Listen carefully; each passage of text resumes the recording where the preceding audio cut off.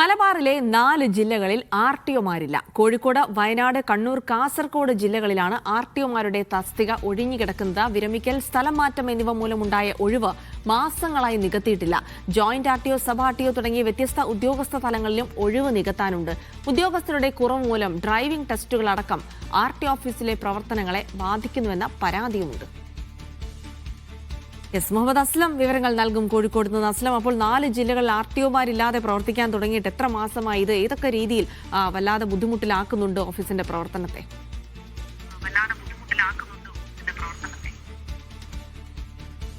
വളരെ അസാധാരണമായ ഒരു സാഹചര്യമാണ് മലബാറിലെ ജില്ലകളിലുള്ളത്. മോട്ടോർ വാഹന വകുപ്പിന്റെ ജില്ലകളിലെ ഭരണാധികാരി എന്ന് പറയുന്നത്, മേലധികാരി എന്ന് പറയുന്നത് ആർടിഒമാരാണ്. ഇങ്ങനെ കോഴിക്കോട്, അതോടൊപ്പം തന്നെ വയനാട്, കണ്ണൂർ, കാസർഗോഡ് തുടങ്ങി ഉത്തര കേരളത്തിലെ 4 ജില്ലകളിലും ആർടിഒമാരില്ല എന്നുള്ളതാണ് വസ്തുത. ഏപ്രിലിലാണ് കോഴിക്കോട് ആർടിഒ വിരമിച്ചത്. അതിന് പകരമുള്ള ആൾ ഇതുവരെയും വന്നു ചേർത്തിട്ടില്ല. ഇൻചാർജ് മാത്രമാണുള്ളത്. സമാനമായ രീതിയിൽ തന്നെയാണ് കാസർഗോഡ് മാത്രമാണ് ട്രാൻസ്ഫറായി പോയത്. ട്രാൻസ്ഫറായി പോയിട്ടും ഒരു മാസത്തോളമായി അവിടെയും പുതിയ നിയമനം ഉണ്ടായിട്ടില്ല. കണ്ണൂരും വയനാടും സമാനമാണ് അവസ്ഥ. എന്ന് പറഞ്ഞാൽ 4 ജില്ലകളിൽ ആർടിഒമാരില്ലാതെ, അല്ലെങ്കിൽ മോട്ടോർ വാഹന വകുപ്പിന് തലവന്മാരില്ലാതെയാണ് പ്രവർത്തിക്കുന്നത്. പകരം സംവിധാനം ഇൻചാർജ് ഏൽപ്പിച്ചിട്ടുണ്ടെങ്കിൽ പോലും സ്വാഭാവികമായും ജൂനിയർ ഉദ്യോഗസ്ഥനോ അല്ലെങ്കിൽ മറ്റുള്ള ജില്ലകളിലെ ഉദ്യോഗസ്ഥനോ ആയിരിക്കും അതിന്റെ ജോലിഭാരം ഒരു പ്രശ്നമുണ്ട്.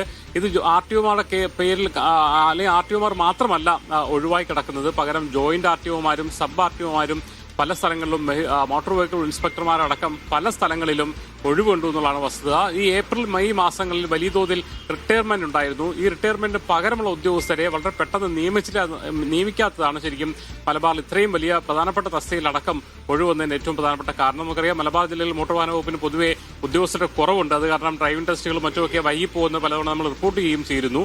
ഇപ്പോൾ ഈ കുറവുള്ള ഉദ്യോഗസ്ഥരുടെ ഇടയിലാണ് കുറെ ഉദ്യോഗസ്ഥന്മാരുടെ കൂടി ഒഴിവ് വന്നതോടുകൂടി തന്നെ ഈ മോട്ടോർ വാഹന വകുപ്പുമായി ബന്ധപ്പെട്ട് ആർടിഒ ഓഫീസിൽ നടക്കേണ്ട പല സേവനങ്ങളും ഇഴഞ്ഞു നീങ്ങുകയാണ്. കാരണം നമുക്ക് പുതിയ രജിസ്ട്രേഷൻ അനുവദിക്കൽ, അതോടൊപ്പം തന്നെ RC മാറ്റൽ, അത് സംബന്ധിച്ചുള്ള പരിശോധനകൾ, ഡ്രൈവിംഗ് ടെസ്റ്റുമായി ബന്ധപ്പെട്ട മറ്റ് നടപടികൾ, സ്കൂളുകൾ തുറക്കുന്ന സമയമാണ്, സ്കൂൾ ബസ്സുകളുമായി ബന്ധപ്പെട്ട പരിശോധനകൾ തുടങ്ങി വ്യത്യസ്തമായ ജോലികൾ ആർടിഒ ഓഫീസ് കേന്ദ്രീകരിച്ച് പ്രവർത്തിക്കാനുണ്ട്. അതൊക്കെ തന്നെയും പലതും ഇഴഞ്ഞു നീങ്ങിയാണ്. ഉദ്യോഗസ്ഥരുണ്ടോ എന്ന് ചോദിച്ചാൽ ശരിക്കും പലർക്കും ഇൻചാർജ് കൊടുത്തിട്ടുണ്ട്.